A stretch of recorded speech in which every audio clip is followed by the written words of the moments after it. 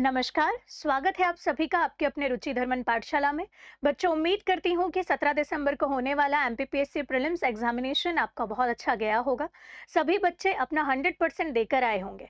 और रही बात कि कट ऑफ कितना जाएगा मैम, पेपर का लेवल क्या रहा, आगे हम ये सारी बात करेंगे।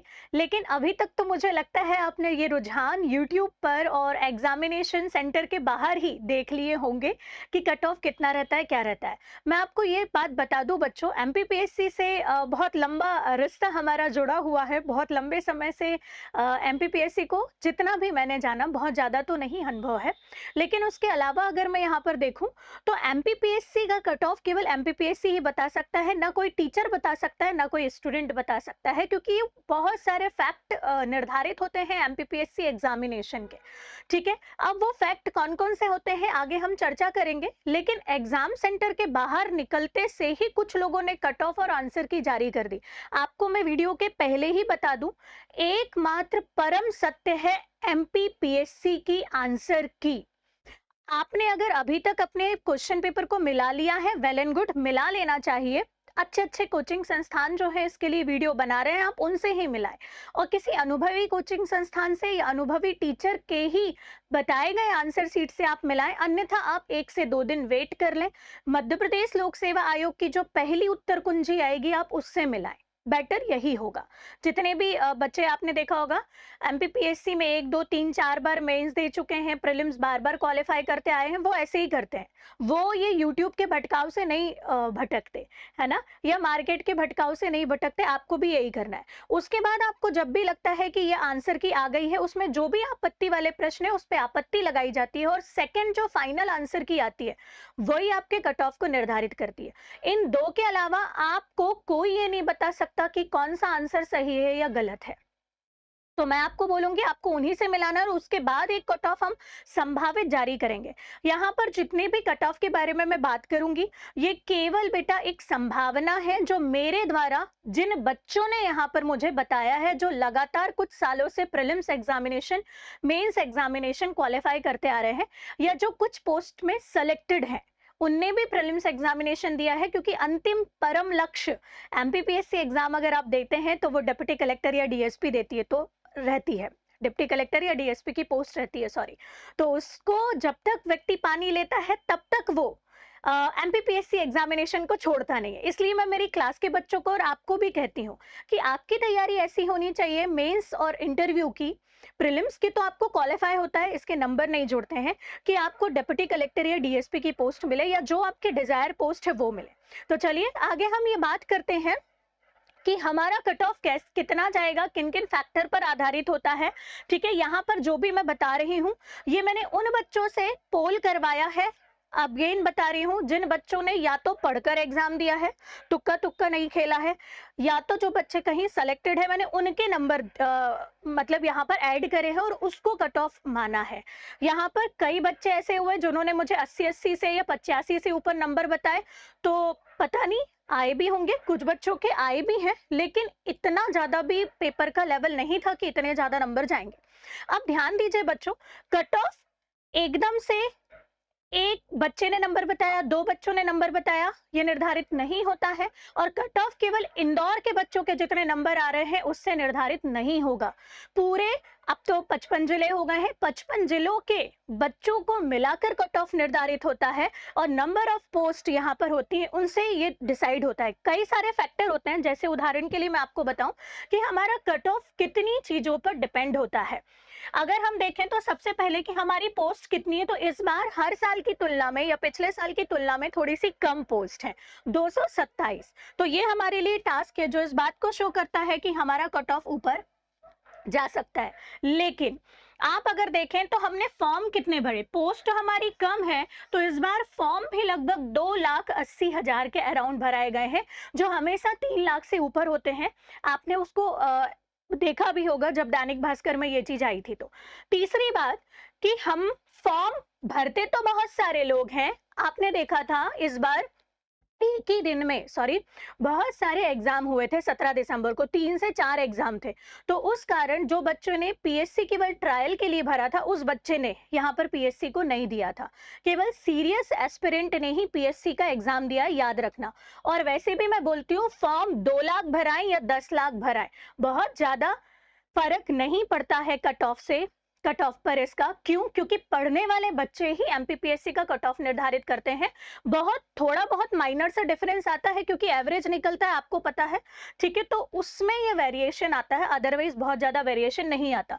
तो एग्जाम कितने लोग देने आए थे, तो आपने देखा होगा इस बार एग्जाम देने की भी जो दर थी वो यहाँ पर कम थी। 73% लोग ही एग्जाम में शामिल हुए थे, केवल 73% लोग ही इसमें शामिल हुए थे। लेकिन अगर आप यहाँ पर देखोगे तो इस एग्जाम में केवल ये नहीं डिसाइड होता कि पहले पेपर में इतने लोग शामिल हो गए।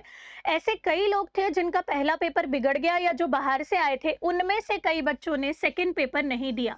तो एमपीपीएससी में यदि आप सेकंड पेपर नहीं देते हैं तो आप डिस्क्वालीफाई ही माने जाएंगे, आपकी कॉपी चेक नहीं होती है, क्योंकि आपका पहले जो होता है वो सेकंड पेपर चेक किया जाता है। अगर आप इसमें क्वालिफाई करते हैं तब आपका फर्स्ट पेपर चेक होता है, जो प्रशासनिक सेवा का कट ऑफ निर्धारित करता है। और आज हम प्रशासनिक सेवा की बात करेंगे, उसके बाद फॉरेस्ट सेवा की बात करेंगे कि उसका कट ऑफ कितना जाएगा। सेकंड पेपर का कट ऑफ फॉरेस्ट के लिए बहुत महत्वपूर्ण रोल अदा करता है, क्योंकि ये दोनों को मिलाकर क्या होता है, डिसाइड होता है। अभी फर्स्ट पेपर की बात करेंगे। अब सबसे महत्वपूर्ण प्रश्न कि पेपर का लेवल क्या था, तो आपको मैं बता दूं, पेपर का जो लेवल था ये इजी था या एवरेज था या बहुत टफ था। तो मैं यहाँ पर पेपर के लेवल को इस बार का मान रही हूँ, आप इस पेपर के लेवल को बहुत ज्यादा इजी ना माने, ये एवरेज टू टफ की लेवल पर जाएगा, ठीक है। एवरेज से लेकर इसका जो कठिनता का स्तर था एवरेज से ऊपर ही था, ठीक है, एवरेज से बिलो नहीं था। अगर कभी भी सरल प्रश्न पत्र आता है तो कट ऑफ हमेशा हाई जाता है। इस बार बहुत ज्यादा सरल भी नहीं था तो बहुत कठिन भी नहीं था पेपर, आप बोल सकते हो। इस बार पीएससी ने थोड़ा सा अपना ट्रेंड चेंज किया है, सभी ने अभी तक पेपर देख लिया होगा। एमपी के क्वेश्चन थोड़े से कम थे, पॉलिटी के क्वेश्चन थोड़े से ज्यादा थे। एवरेज उसने ज्यादा मतलब बोलना चाहिए इधर उधर रेशो कर दिया था क्वेश्चन के, बोलना चाहिए सिलेक्शन का। लेकिन जो यहाँ पर कुछ क्वेश्चन ऐसे थे 60% जो बिल्कुल इजी थे, 40% आपके ऐसे थे कि जो अगर आप पढ़ भी लेते तो आपको नहीं बनता। करंट का लेवल इसने बढ़ाया है इस बार, और बढ़ाया नहीं एक्चुअली लेवल, इसने पुराना करंट पूछ लिया है जो हमको टफ लगा, इसीलिए लेवल हमको अप लग रहा है, ठीक है।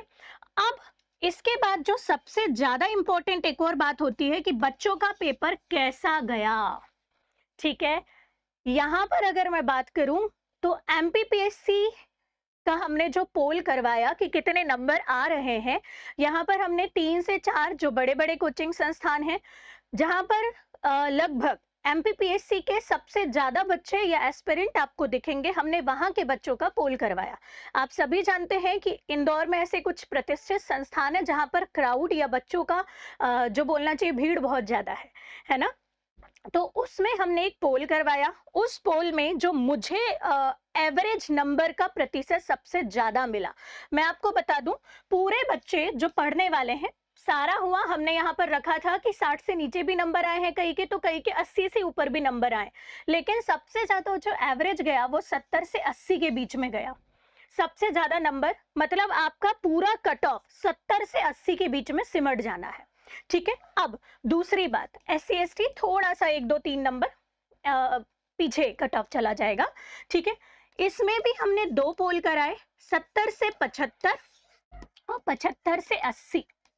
तो सबसे ज्यादा जो बच्चे यहाँ पर दिखे वो 75 से 80 की बजाय 70 से 75 में दिखे। 70 से 75 में लगभग 30% लोगों के अंक आ रहे हैं और 75 से 80 में लगभग 28% लोगों के अंक आ रहे हैं। तो आपका जो कट ऑफ है यही कहीं से निर्धारित होगा, लेकिन मुझे ये लगता है 75 से 80 के बीच में या इस 75 से ऊपर नंबर आपके हैं तो मैं आपको डायरेक्ट कट ऑफ बताने से पहले बोलूंगी कि वो सारे बच्चे मेंस की तैयारी में लग जाएं। हाँ, ट्रस्ट में बच्चों, आप मेंस की तैयारी में लग जाओ और मेंस के वो सब्जेक्ट अभी से पढ़ लो जो आपके प्रीलिम्स और मेंस में कॉमन है। लेकिन अगर आपके 78 से ऊपर नंबर हैं तो आप अंधाधुंध तरीके से मेंस की तैयारी में लग जाइए, एक सिंपल स्ट्रेटेजी बनाकर। आप चाहे किसी भी कैटेगरी के हो, आपका प्रीलिम्स एग्जामिनेशन निकलने वाला है। पहली बात, क्यों? क्योंकि आप अभी फाइनल आंसर की का वेट करोगे, फिर आप रिजल्ट का वेट करोगे, तब तक आपके लगभग 1 से 1.5 महीने खराब हो जाएंगे इसी कश्मकश में कि प्रीलिम्स होगा कि नहीं होगा। और ये मैंने प्रीलिम्स के पहले भी बोला था, ऐसी सिचुएशन में बिल्कुल मत फंसना कि होगा कि नहीं होगा। ठीक है, खैर ये हमारे हाथ में नहीं होता, लेकिन तो भी ठीक है, मैं आपको बता रही हूँ, थोड़ा बहुत बिलीव है तो आप ये चीज कर सकते हो। अब रही बात कि मैडम कट ऑफ कितना जाएगा, तो यहाँ पर मैं आपको जो बच्चों से मैंने पूछा है, बार बार बोल रही हूँ, उस हिसाब से कट ऑफ बता रही हूँ। ये केवल एक संभावना है, अगेन बोल दे रही हूँ। अगर आप इसके आसपास है, 1-2 नंबर प्लस माइनस कर लीजिएगा तो आप मेंस की तैयारी में लग जाइए। ठीक है, और अगर आप इससे बहुत ज्यादा नीचे हैं तो मैं ये बोलूंगी बिल्कुल पैनिक मत हो, जो हुआ सो हुआ। बेटा अगला जो एग्जाम है याद रखना वो 28 अप्रैल को है। क्या गलतियां करी हैं आपने, उस चीज को इस एग्जाम से सीख लो। कौन कौन सी गलती हुई? क्या आपके इजी प्रश्न गलत हुए? क्या आपके टफ प्रश्न गलत हुए? कहाँ कौन सी कमी रह गई? इस एग्जाम से पूरा एनालिसिस कर लो, क्योंकि अभी भी बहुत ज्यादा टाइम नहीं है। अप्रैल, 3 से 4 महीने प्रीलिम्स के लिए फिर से बचे हुए हैं। तो मैं बोलूंगी पूरी श्रद्धा भक्ति के साथ में आप इस पे लग जाइए। ठीक है, क्योंकि बहुत अच्छा मौका है। एग्जाम अभी ताजा ताजा हुआ है, एनालिसिस का भी, कट ऑफ का भी, और आपको पोस्ट मिलने के चांसेस भी बहुत अच्छे हैं इसी साल के अंदर में। तो आने वाला 2024 आपके जिंदगी का सबसे यादगार साल बन सकता है, जिसमें आप डिप्टी कलेक्टर या डीएसपी बनेंगे। ठीक है, अगर आप इसको सही से साध लेते हो तो।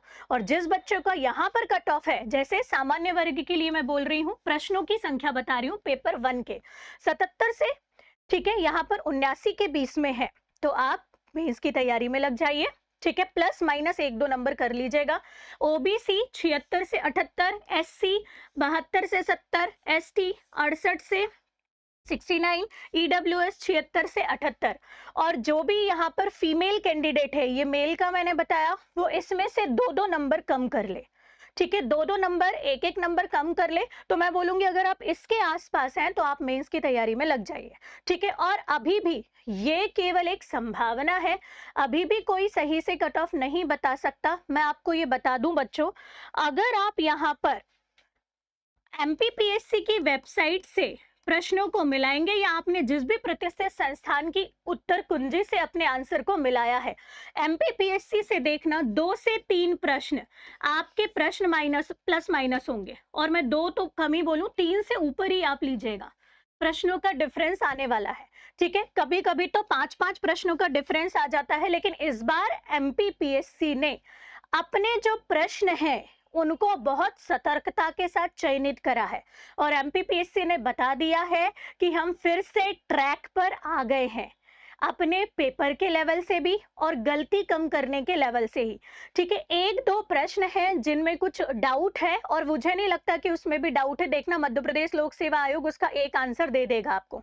एक वो मौलिक अधिकार वाला प्रश्न, और दूसरा प्रश्न वो जो चित्रकूट का नाम कौन सा है, तो उसके आंसर मिल रहे हैं। लेकिन तो भी लोग बोल रहे हैं कि शिव पुराण में ये नाम है, ये है। तो 2019 में भी ऐसा हुआ था, लोग शिव पुराण लेकर कोर्ट पहुंच गए थे याचिका लगाने। तो वो होगा, टेंशन मत लो उससे। वो 3 से 4 नंबर का खेल अभी भी होगा। ठीक है, और वो हर साल होता है, हर साल। ठीक है, तो आपको उससे डेविएट नहीं होना है। अगर आप इसके आसपास से बच्चों, तो आप तैयारी करिए। अंत में बस मैं इतना ही बोलूंगी, अगर किसी भी बच्चे का 75 अबव नंबर है, ठीक है, चाहे वो किसी भी कैटेगरी का हो या जनरल कैटेगरी की अगर मैं बात कर रही हूँ, तो जनरल के हिसाब से आप अपना वो लगा लीजिएगा अनुमान। ठीक है, तो 75 से ऊपर अगर आप हैं तो आप मेंस की तैयारी चालू कर दें। मेंस में भी आप पहले उन टॉपिक्स को पढ़ें, जैसे उदाहरण के लिए history pre plus mains common है, जियोग्राफी, ठीक है, पॉलिटी और सबसे इम्पोर्टेंट एमपी, आप इनको कवर करें ताकि अगर आपका प्रीलिम्स एग्जाम नहीं भी होता है, ठीक है, तो आप अगले प्रीलिम्स के लिए आपने इसके लिए तैयार करा और ये मेंस में भी कॉमन है, ठीक है, रेदर देन कि अभी आप 4, 5, 6 को पढ़ें, ठीक है। और जिन बच्चों का प्रीलिम्स क्वालिफाई हो रहा है, जो 100% प्रीलिम्स को क्वालिफाई कर रहे हैं, वो एक बिल्कुल सटीक रणनीति बनाकर टूट जाएं काय में, मेंस में बिल्कुल वेट मत करना बेटा, याद रखना, ठीक है, क्योंकि इस बार बैक टू बैक परीक्षा देने वाला बच्चा ही एग्जाम में शामिल हुआ है। आप इस भ्रम में बिल्कुल मत रहें कि इस बार फॉर्म कम भराए है। मैं आपको बोल रही हूं, इस बार फॉर्म की केवल उन्हीं लोगों ने भरा है जो वास्तव में पीएससी की तैयारी कर रहे हैं, है ना। तो आप इसको अन्यथा मत लो कि फॉर्म कम भरे हैं तो कट ऑफ कम जाएगा, नहीं। इस बार फॉर्म केवल उसी व्यक्ति ने भरा है जो केवल पीएससी के लिए डेडिकेटेड है ना। और कंपटीशन यकीन मानो उन्हीं बच्चों के बीच में है, बाकी सब भीड़ है ना। जो लाखों फॉर्म आते हैं उसमें से केवल 10,000 बच्चे ही होते हैं, 10, 15, 20,000 बच्चे ही होते हैं जो शिद्दत से पढ़ते हैं। बात समझ में? और कंपटीशन, कट ऑफ या सिलेक्शन उन्हीं में से होता है। Got it? तो ये आज के लिए था। आगे 8 जनवरी से 13 जनवरी तक मेंस एग्जाम है, उसकी तैयारी मैंने आपको पहले ही बताया था कि मैं करवाऊंगी, तो मैं मेरे सब्जेक्ट को लेकर आने वाली हूं, तैयार हो जाए मेंस वाले बच्चे। प्रीलिम्स 24 अप्रैल, इस बार हम प्रीलिम्स की तैयारी बहुत अच्छी नहीं कर पाए, कुछ चीजें करी थी क्योंकि आपको पता है मैं प्रीलिम्स के लिए ज्यादा ना पढ़ाकर मेंस के लिए पढ़ाती हूँ, लेकिन इस बार मैं सोच रही हूँ कि 28 अप्रैल वाले प्रीलिम्स एग्जामिनेशन के लिए भी आपकी तैयारी करवाऊं।